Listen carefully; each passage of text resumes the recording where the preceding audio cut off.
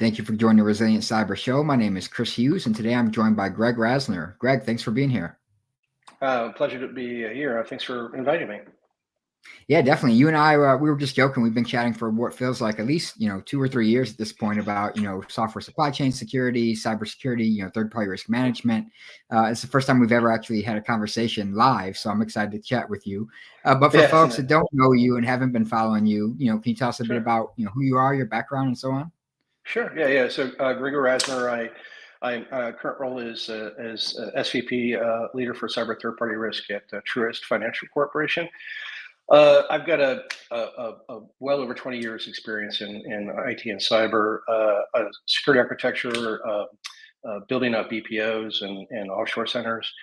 Most recently, though, obviously, I've been doing the third-party risk space in the last 6 years, and wrote a book a couple of years ago that you and I've talked about a couple of times on LinkedIn about called Cybersecurity and Third-Party Risk. Again, sort of my take and best practices, and it has become a bit of a guidebook in the space, which is really comforting to see as a content producer. And then worked with Third Party Risk Association, which is a not-for-profit for practitioners, to create the kind of first of its kind third-party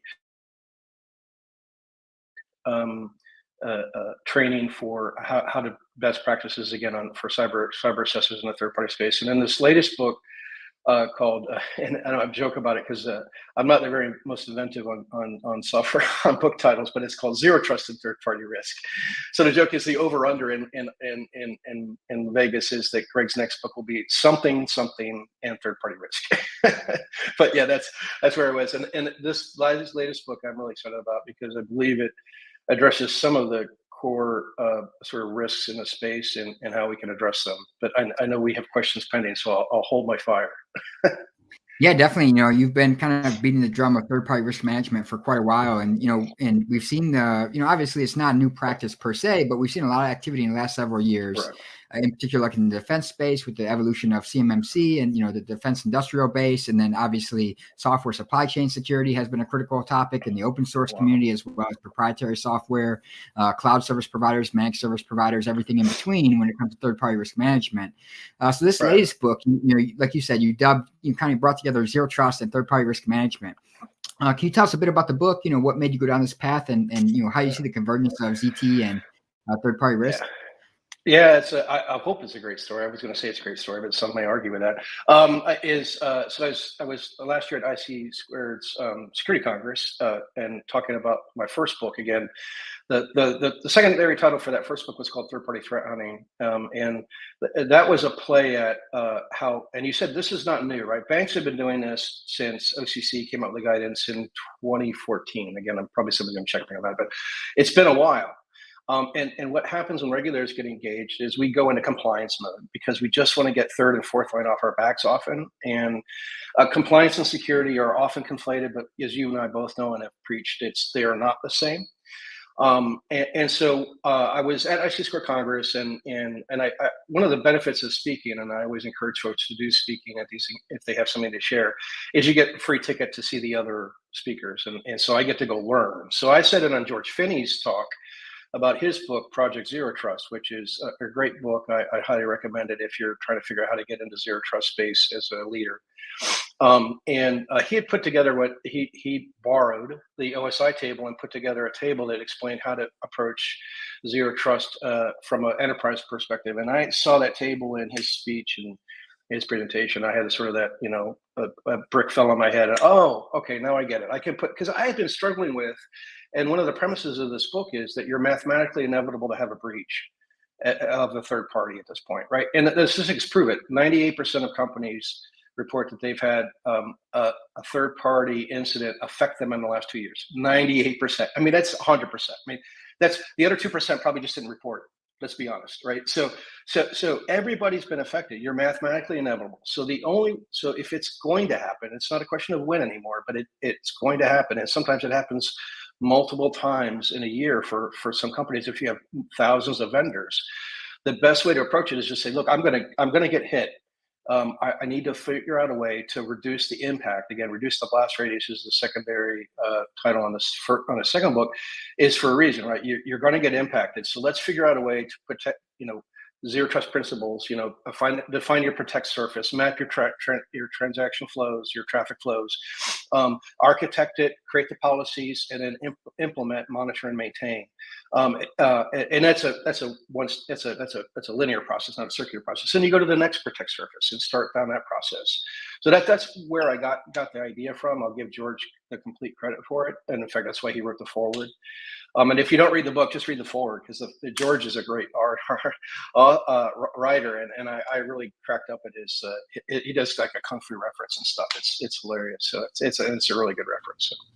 Yeah, definitely a fan of that book. For folks who haven't heard of it, Project Zero Trust. It kind of reads, if you've read things like the Phoenix Project or other kind of novel-based, tech books. It makes it enjoyable to read, but also gets across the principles of zero trust and like gives you a scenario-based, fictional scenario of like how it could play out in an enterprise environment. So check it out. I wanted to actually dig in on something. You use the term, protect surface. And for folks that don't know, we often talk about attack surface, but we end up kind of chasing all the things all the time, everywhere. What's the difference with a protect surface, and how do we approach that from third-party risk management perspective? Right. Yeah, the best visualization I can give for protect surface is the one that I actually had the pleasure of spending a few minutes on the phone with John Kindervagas when I was writing this book. He gave me some feedback, and this is a book that required me to learn quite a bit. Right, zero trust is a multidiscipline approach. Right, it's not third party. You're taking expertise from across your enterprise and really leveraging it, right? So the best way I can explain it would be with the presidential motorcade. Okay, so we've all seen the U.S. presidential motorcade, and you have the beast going down, right? That's the protect surface, right? It's protecting the first family. That's the most important piece of this presidential motorcade, right? Then you have the Secret Service agents. Those are the monitoring and controls in your space. They're looking around, and if you watch the motorcade, they're not just looking forward, right? They're looking everywhere, right? So that's the reference to, John Kindervag used the term no more crunchy centers, and he said, hey, we view our networks like M&Ms. We have a kind of crunchy exterior you have to get through, and then that delicious chewy interior chocolate, right? And once you get past that, both the controls to get past it as well as the monitoring are all on the outside, so you get that soft gooey interior, right? So the motorcade is going down, right? And you have the ingress egress points for sort of those generally the barriers that you have across the streets, right? And you have everybody plastered up against that, right? So if there's an attack on the presidential motorcade, and obviously that's not something I want to visualize in current environment, but just as an example for your enterprise, when it's attacked, right? The protect surface in the beast is the primary focus, right? And so and including the cars before and behind it, right? Before the presidential beast. So if it's attacked, God forbid it would happen that some of those folks that are around it, that are monitoring and controlling it, would be affected, right? And there's service members along that. And while we certainly value, and I'm a former service member, I think you are as well, Chris, that we value the service members, they possibly could be injured or lose their lives. But if the motorcade gets away and the president and his first family are unscathed, then the protect surface met its goal. The analogy in our enterprise space would be that's your customer database with credit cards in it, right? That's your protect surface around it. And you're not having to protect everything in your enterprise anymore. You're focused on the most valuable artifacts that you have, the most valuable items you have. And let's say, again, not to diminish service members, but let's say the service members are your intranet, right? The internet's important for your operations, but it probably doesn't contain confidential information. It probably shouldn't. Let's put it that way. So you protect your customer database. So when the hackers get in, and again, this is a question of if, not when, or a question of when, not if. I'm sorry, I had it backwards. God forbid they hack at your intranet. Unfortunate, you could probably get some backup tapes and probably get to that point where you need it to be, but you don't want to have to recover your customer database, because you're not going to be able to recover it because the hackers have it, right? So this is the point, and I think it's the best visualization. Hopefully, I didn't go on too long, Chris. No, not at all. I like the kind of the scenario to kind of demonstrate the concept, and also I like this paradigm shift because, as we know in security, there's never enough time and resources to protect all the things and do all the things we need to do. So starting with the crown jewels, and typically this will kind of be done doing like business impact analysis or identifying your mission essential functions or your most critical systems or most sensitive data, and kind of starting to prioritize from there outward. So I think that's a great practical example. One thing I wanted to ask you about too is, like I talked about, we've seen a lot of focus lately around software supply chain security, and then obviously cybersecurity, supply chain risk management.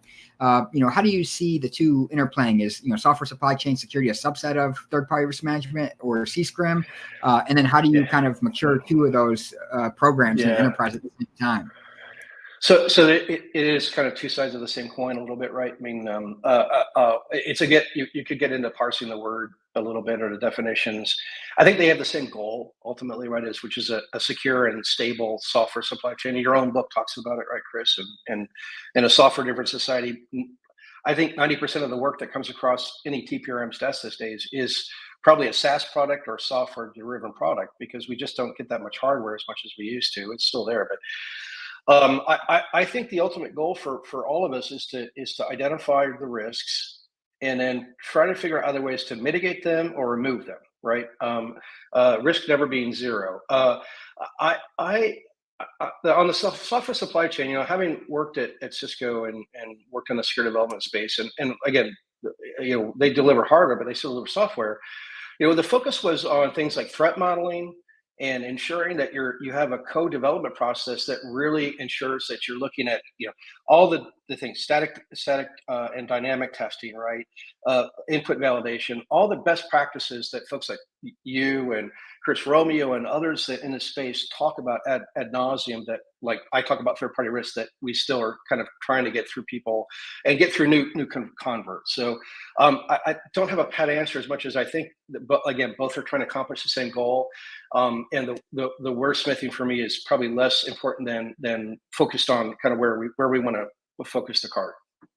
Yeah, I like that answer. I agree. It's there's definitely quite a convergence between the two, but there's some nuanced differences too. You could be talking about a supplier having access to a facility or systems, maybe not delivering software, but just having access to your environment or storing your data, those kind of things. And so I wanted to ask you as well, anyone who's done, third-party risk management, you threw out the term SaaS, for example. We're all likely painfully familiar with lengthy, questionnaires, several hundred of questions you get sometimes in a paper-based kind of questionnaire type model. What are your thoughts on where we see things going? Like there's been a push lately for machine-readable attestations and automation and trying to automate, control assessments in cloud environments and things like that. Where do you see us heading? Do you see the paper-based kind of questionnaire always being having a part, or, where do you see things going in the future as we try to scale out these programs? Unfortunately, yes. And the reason why is because we'll always have that low-tech need for some vendors and some organizations, right? They just won't be at that place where we can automatically have some of this stuff done. That being said, I'm really opinionated now on the length of these questionnaires, and I'm not going to hold back on it. A SIG light at 400 questions is not light. That's an insane number of questions that I joke at. I have friends that shared assessments. I'm not trying to pick on them. I'm just saying it's not a light questionnaire, right? And shared assessments is not alone in this space, right? Almost all the questionnaires from the consortiums like K-Way3P and others are insanely long. And I just question whether or not you're actually getting valuable data, how much time the vendor's actually spending to answer the data correctly. Because look, just put yourself in a vendor's shoes, which isn't hard because all of us generally get these questionnaires because we're all vendors for somebody else.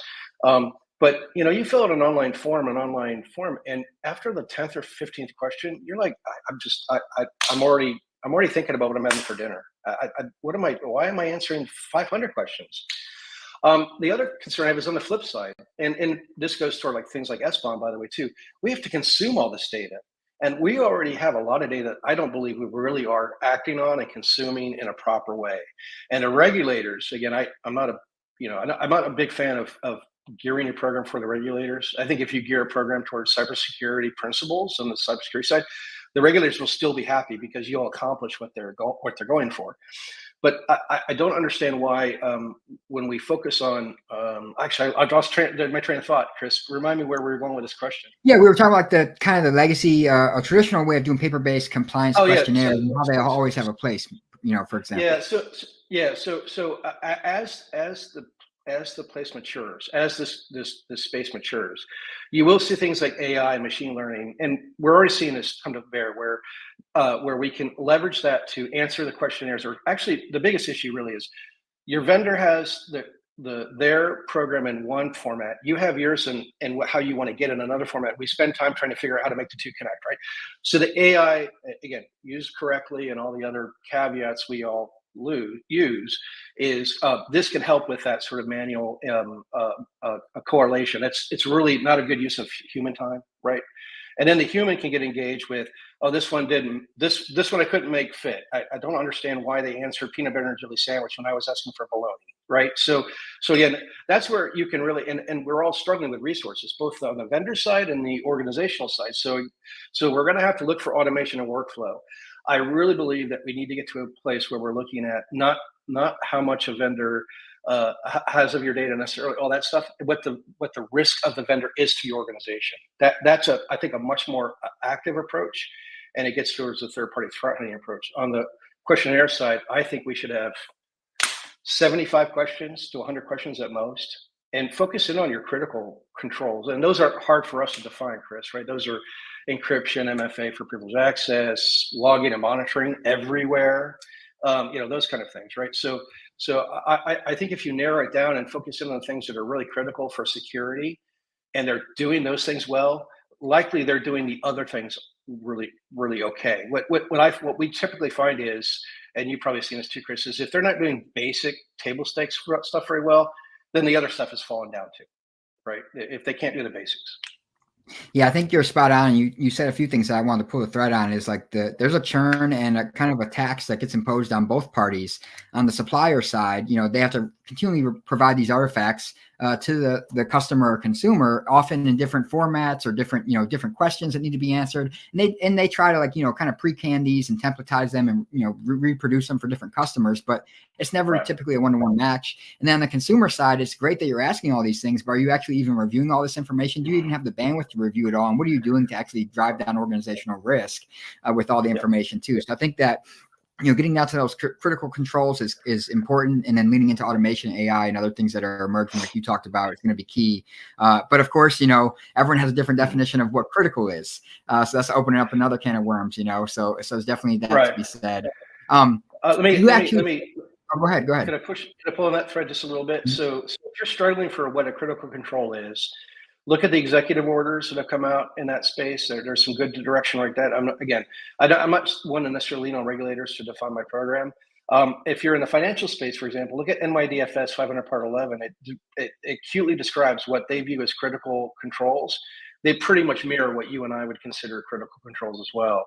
So there is a way that you can get guidance, but you're right. It will vary by infrastructure and by business and all that kind of stuff. That's a great point, Chris.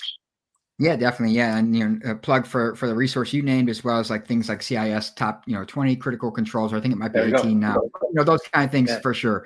So I want to ask you, you used the phrase a second ago, you said we're all someone else's supplier too. And it kind of speaks to this complex, interdependent, ecosystem that we have, where we're all consuming things, but we're also supplying services or software, et cetera, to other organizations as well, or other entities within the organization in some cases. Some people kind of consider third-party risk management to be a bit of a Gordian knot type issue, in the sense that we talked about things like encryption and logging and monitoring and so on. Large organizations, in my experience, struggle to even get a handle on that themselves, let alone go out and validate that their suppliers are doing those things well. How do organizations typically get started successfully of just getting a handle on the landscape? And by the way, it's not an unusual conversation I'll have with folks who are focused on first party security, right? Which is your organizations, right? So, and it is a challenge if you're like the folks in cyber ops and stuff. They're very focused and as they should be on your first party. And when I have a conversation with you, how do you ask somebody else what they're doing? I mean, that just sounds crazy, Greg. What are you doing? Right? So the best way to start is actually look at your is always a risk-based approach. And again, if you're a first-party person, mostly you're not a third party. Look at how you attack your vulnerability management programs, right? We never attack those as a one-size-fits-all or a boil the ocean approach, right? We always attack those from a risk-based approach. So the same thing in this case. I use the word systemically critical vendors. These are the vendors that your organization requires to keep their lights on, right? And so if they fall, you fall. That's the best place to start, right? Because if you can secure and stabilize those vendors, then you're able to operate as a business, and now you can start to spread your net out further to, if you're big enough, maybe you have lines of business that have their own critical vendors, right? And so you can go down the list and you can expand that universe as you get a hold of the most critical ones first, high risk, medium risk, and then low risk, right? And you would pay appropriate attention as the risk chain went down, right? Of course, the first step in this is to figure out what your risk appetite is. But I'm assuming that most organizations have done that. The other key I would say that I've learned in recent years that I see a lot of organizations kind of struggling with is these need to be enterprise risks, right? A third-party risk is still an enterprise risk. Okay, so don't put it in a special bucket that this is somebody else's risk. This risk is now inherited and owned by you because that third party is an extension of your own enterprise, right? Whether you like it or not, that's the way it's evolved. And so if they have a lot of your data, that's your customers' data or your employees' data, and you should treat it as it's outside my environment. I need to understand how they're doing their best to encrypt it, protect it, make sure it's logged and monitored. Yeah, I like what you emphasize there in terms of, your customers' data, because as we know, there's regulatory or legal ramifications or even reputational and revenue ramifications or implications for not doing that as well.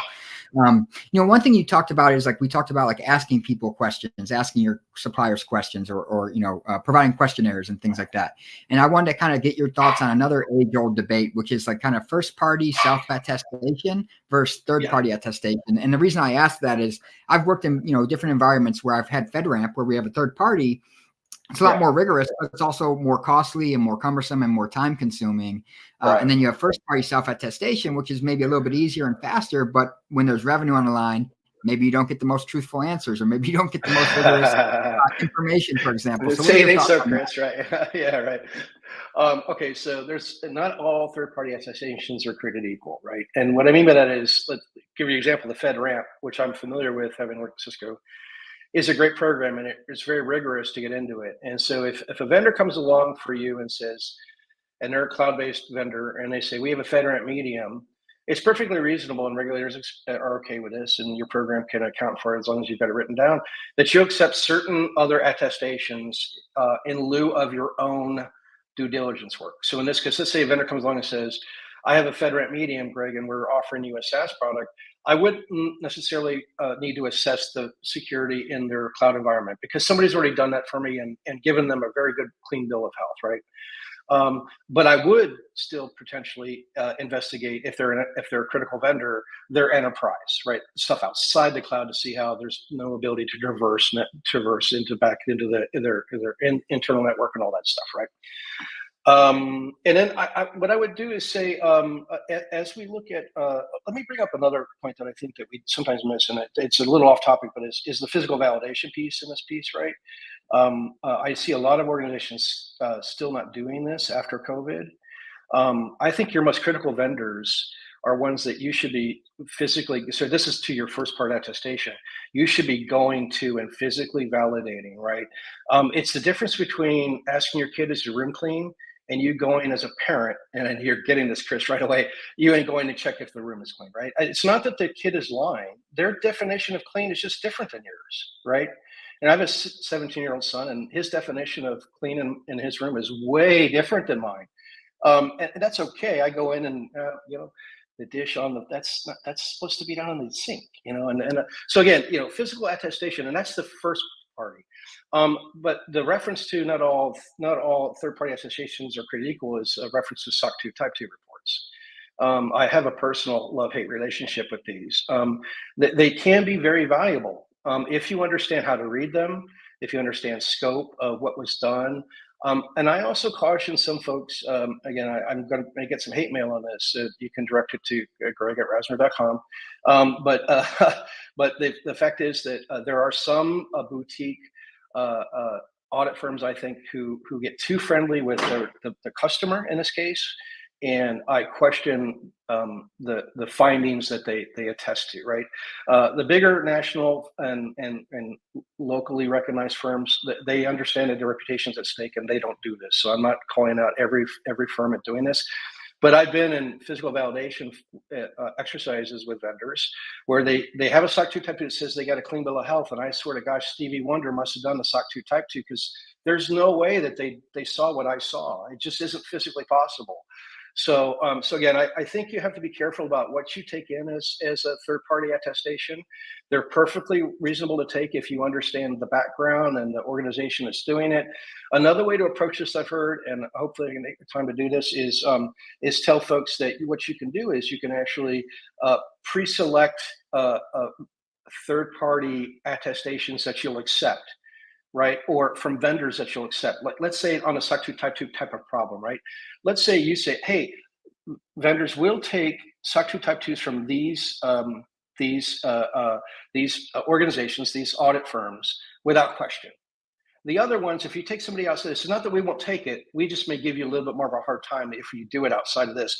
We're not endorsing these firms. We just know that these firms produce quality SOC 2 Type 2s, and you could use those for this, and we won't give you a second thought about it. We'll accept it as long as the scope and everything's correct, right? Does that help, Chris? Yeah, no, it does. And I was actually going to kind of, pull the thread on a couple of things you said. Is you kind of pulled the curtain behind a little bit of an icky part of our ecosystem, in the sense that sometimes the firms that are being assessed are the ones selecting and paying the assessor. And there's a bit of a conflict of interest at play there, because they're incentivized to provide favorable work or not get selected again in the future. And then there's also some challenges around some of the larger, more successful, assessment firms may also be a bit more expensive and things like that. So you may be, maybe if you're a small startup, you're trying to save capital or whatever the case is. Which you is might go with more. So it's definitely a very difficult dichotomy we have in our ecosystem. So I wanted to ask you as well, as we see zero trust, and third-party risk management converge here in this book that you have, a lot of organizations are making down the path of zero trust and trying to get an assessment of where they stand on zero trust on their journey, and mapping to things like CISO zero trust maturity model and other things like that. But zero trust is a bit of a misnomer, in the sense that there's not no trust; it's just not implicit trust. But when we look at supply chains, there is some level of implicit trust in your suppliers. You're kind of trusting them to some extent. As we look at these two topics, moving forward, and maybe a sneak peek of the book, what can folks learn about these two topics and how they interplay with one another? Sure. Yeah, and the zero trust is a buzzword, right? That's been probably overused. And as I say in the book and in my presentations on the book, it's not a technology, it's not a tool. The vendor's not going to solve this for you. Like third-party risk, and like a lot of stuff we do in this, it's a program and a process that you implement, that you use tools and technologies to produce a strategy outcome, right? So what I call for in the book, and what I think folks need to get their head around is that you need a strategy, right? It's not enough to just say I'm coming every day and doing cybersecurity. What is your grand strategy? If your grand strategy is to protect customer data, then the next step to doing that would be to understand how you're going to protect that data. And if a breach is inevitable, which again, a third-party breach is inevitable by the very statistics we talked about, then zero trust is the best strategy, at least to reduce the impact of that breach. I heard somebody recently say that, and I was at I've been at a couple conferences speaking recently on the book and other topics, and they didn't like the zero trust moniker either, because it isn't really, like you said, zero trust. They call the word trust assurance. And what I think what they are intending by that was, to your point, John Kinderberg's point in zero trust was that we're overly trusting right now. Like, once you get past the M&M's crunchy exterior, we don't ask you anything anymore, right? And we don't even look at what you're doing, right? So it's the equivalent of having a guest come into your corporate headquarters, you badge them in yourself, and then you let them walk around the headquarters unescorted. Nobody would do that in their right minds in most organizations these days, but that's exactly what we do in networks, right? We just let the stranger walk around unmolested. So what I would say is, look at your network and to see, do you have the crunchy exterior M&M model, or do you have a model that's actually looking at what's going on internally to your network? Most of us, unfortunately, still have the crunchy exterior model, because to do the zero trust model, and again, the moniker is a little silly sometimes for folks, because there is implicit trust, is you're checking and validating things like identity and context on a continual basis, on a near continual basis, right? That's the biggest difference, I think, from current infrastructure to new infrastructure in ZT. There's others, right? I don't want hate mail from ZT lovers that say that, hey, you missed this point in this. I get it.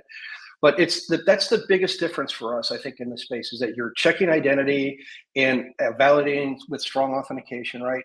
And you're continually checking it along the way, right? So if Greg logs in with two-factor authentication, but Greg logs in from Shanghai, that's a problem.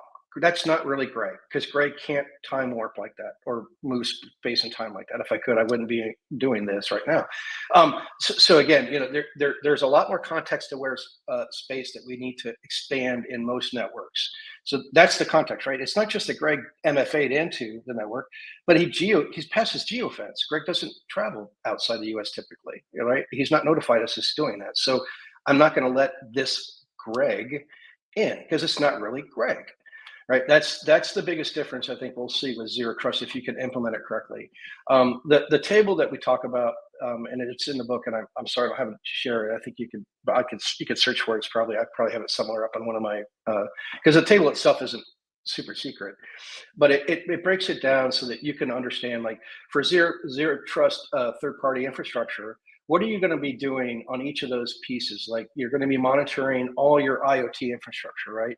You're going to be making sure that any of the authentication that's happening from the IoT device has least privileges. How many times, Chris, in your life have you looked at a login and go, that's not least privilege? Somebody gave that user a super user because it was just easier. We have to stop pushing the easy button. Right. Yeah, so I personally like the convergence that you've done here with zero trust and third-party risk management, because these fundamental principles that organizations are starting to look internally and kind of do this introspection of segmentation, for example, and limiting the blast radius and least permissive access, and continuous monitoring, things that are being evaluated from a zero trust perspective. Applying that to your third parties is a critical thing to do, so that if there is, and there will be, as we've discussed, a breach of your third party, for example, your suppliers, you kind of minimize the impact on your organization, which I think is the key theme of the book. And definitely, folks, check out the book. I put it up here on the screen here for folks to go check it out. So last question for you, Greg, is what does the term cyber resiliency mean to you? Wow. So there's three legs, right, on the triad, right? And availability is one that I think we just sometimes ignore at our peril, right? And I'm a big proponent of cyber resiliency. To me, it means that you're focused on the ability, that you're focused not just if a breach happens, but when a breach happens, you're able to continue operating, whether that's selling to customers, operating your internal network, whatever it is that your operation needs to do to keep the lights on and function, that you've thought about that, right? We often, I think, assume that the infrastructure we have is resilient, and I challenge a lot of us to rethink that process, because this environment is only going to get messier. The geopolitical landscape I think is going, in the next year, it's going to get even worse for us in some ways, and that will drive more cyber activity, and that will drive our ability to be resilient, or inability to be resilient. So I challenge most organizations to lean into that cyber resiliency and the things that you've been talking about, because it is critically important for us. We will get attacked. We will get events and incidents. We need to understand how we can get past them. Yeah, great answer. I think I'm in agreement with you when we look at, there's another good book called The Fifth Domain. It talks about kind of the convergence of cybersecurity into, nice. Warfare and, our critical infrastructure, and the things that you're talking about, the geopolitical climate. I think things are only going to get more interesting from here, for better or worse. That's one way to put it, isn't it? So for folks that want to follow you and learn more about, the book and what you're up to, your speaking engagements, where can folks find you?